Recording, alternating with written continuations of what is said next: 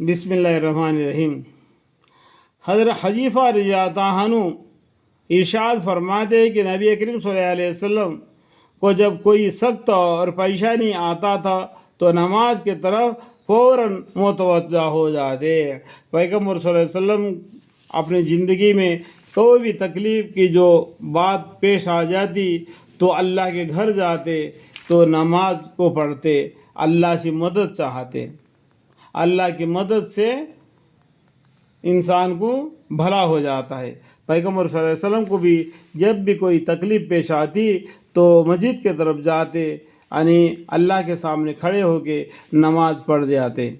नमाज अल्लाह की बड़ी रहमत है, इसलिए हर परेशानी के वक़्त भी इधर मुतवज्जा हो जाना गोया अल्लाह की रहमत की तरफ मुतवज्जा हो जाना है। जब भी कोई परेशानी कोई मुसीबत आती है तो लोगों को बोलते फिरने से वो अपना इज्जत चले जाएगा और कुछ नहीं मिलेगा।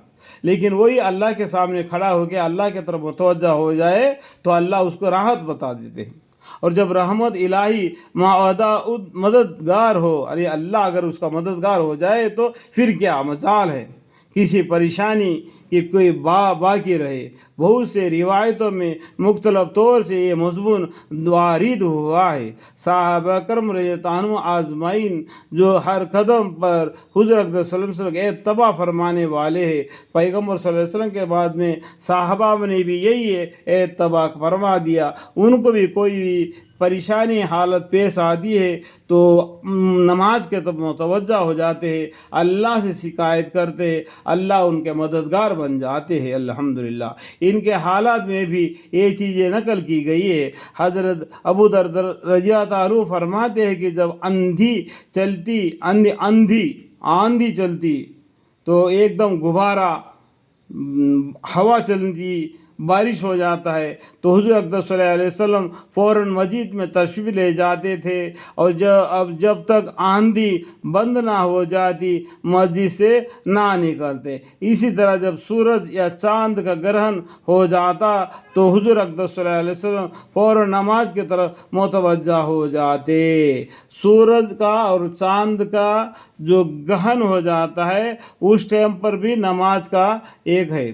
तो आपको ये किताब है वो बहिश्त ज़ेवर, या ये बोलते हैं ना राह जन्नत। ये किताब पढ़ने से भी, ये छोटी सी किताब है, पढ़ने से भी उसमें आपको इल्म मालूम हो जाएगा। ठीक है। हज़रत साहिब रज़ियल्लाहु अन्हु हुज़ूर अक़दस सल्लल्लाहु अलैहि वसल्लम से नकल करते हैं कि पहले अनबिया अलैहिस्सलाम का भी यही मामूल था कि हर परेशानी के वक़्त नमाज की तरफ मुतवज्जा हो जाते थे। हज़रत इब्न अब्बास रज़ियल्लाहु अन्हु एक मरतबा सफ़र में थे, रास्ते में इतला मिली कि बेटे का इंतकाल हो गया। ऊँट से उतरे, 2 रकात नमाज पढ़ी, फिर कहे इन्ना लिल्लाहि व इन्ना इलैहि राजिऊन पढ़ा और फिर फरमाए कि हमने वह किया जिसका अल्लाह ताला ने हुक्म फरमाया है। और कुरान पाक पे आए थे वस्तईनु बिस्सब्रि वस्सला तिलावत की। एक और किसानी जब भी मुसीबत आती है तो सब्र करो और नमाज पढ़ो। ज़िंदगी में जब भी मुसीबत वस्तईनु बिस्सब्रि वस्सला, जब भी मुसीबत आती है सबसे पहला सब्र करो और नमाज पढ़ो। एक और किस्सा इस किस्म का नकल किया गया है कि हज़रत इब्न अब्बास तशरीफ़ ले जा रहे थे, रास्ते में उनका भाई मतसम के इंतकाल की खबर मिली। रास्ते से एक तरफ को होकर ऊँट से उतरे, 2 रकात नमाज पढ़ी और एहतियात में बहुत देर तक दुआएं पढ़ते रहे। इसके बाद उठे और ऊँट पर सवार हुए और कुरान पाक की आयत वस्तईनु बिस्सब्रि वस्सलाति व इन्नहा लकबीरतुन इल्ला अलल खाशिईन तिलावत फरमाए। तर्जुमा, और मदद हासिल करो, क्या बोले, मदद हासिल करो सब्र के साथ, नमाज के साथ, और बेशक वह नमाज दुश्वार ज़रूर है मगर जिनके दिलों में खुशुआ है, यानी खुशुआ तोज्जा अल्लाह के तरफ, क्या मैं पढ़ रहा हूँ, ایسا سمجھ کر نماز کو ادا پڑھیں۔ پھر کچھ دشوار نہیں۔ خشوع کا بیان تیسری باب میں مفصل آ رہا ہے۔ انہی کا ایک اور قصہ ہے کہ ازواج مطہرات میں سے کسی کے انتقال کی خبر ملی تو سجدے میں گر گئے۔ کسی نے دریافت کیا کہ کیا بات تھی؟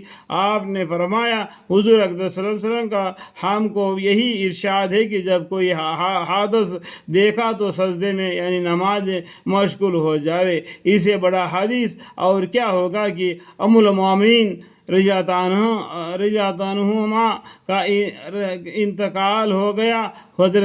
حضرت عبادہ رضی اللہ عنہ کے انتقال کا وقت جب قریب آیا تو جو لوگ وہاں موجود تھے ان سے فرمایا کہ میں ہر شخص کو اسے روکتا ہوں کہ وہ مجھے روئے، اور جب میری روح نکل جاوے تو ہر شخص وضو کرے، اچھی طرح سے ادب کے رعایت رکھتے ہوئے وضو کرے، پھر مسجد میں جاوے اور نماز پڑھ کر میرے واسطے استغفار کرے، اس لیے کہ اللہ جل شانہ نے وَاسْتَعِینُوا بِالصَّبْرِ وَالصَّلَاةِ کا حکم فرمایا ہے۔ اس کے بعد مجھے قبر کے گڑھے میں پہنچا دینا۔ حضرت آما کلثوم رضی اللہ عنہ کا خاوند حضرت عبد الرحمن بیمار رضی اللہ عنہ بیمار تھے، اور ایک دفعہ ایسی سختی کسی کی حالت ہو گئی کہ سب نے انتقال ہو جانا تجویز کر لیا۔ حضرت اما کلثوم رضی اللہ عنہ اٹھی اور نماز کی نیت باندھ لی۔ نماز سے فارغ ہوئے تو حضرت عبد الرحمن رضی اللہ عنہ کو بھی آفاق ہوا۔ لوگوں سے پوچھا کہ کیا میری حالت موت کی سی ہو گئی تھی؟ لوگوں نے عرض کیا جی ہاں۔ فرمایا کہ 2 فرشتے میرے پاس آئے اور مجھ سے کہا کہ چلو حکم الحاکمین کے بارگاہ میں، احکم الحاکمین کے بارگاہ میں تمہارا فیصلہ ہونا ہے، اور مجھے لے جانے لگے تو ایک تیسرے فرشتے نے آئے اور ان دونوں سے کہا کہ تم چلے جاؤ، یہ ان لوگوں میں سے ہے جن کا قسمت نے سعادت اس وقت تک لکھ دی گئی تھی جب یہ ماں کے پیٹ میں تھے، اور ابھی ان کے والد کو ان سے اور فائدے حاصل کرنے ہیں۔ اس کے بعد 1 مہینہ تک حضرت عبد الرحمن زندہ رہے، پھر انتقال ہوئے۔ اللہم اغفر لی۔ یہ ہے طریقہ بزرگان دین کی۔ آج ہمارا طریقہ کیا ہے خود اندازہ لگا سکتا ہے۔ اللہم اغفر لی۔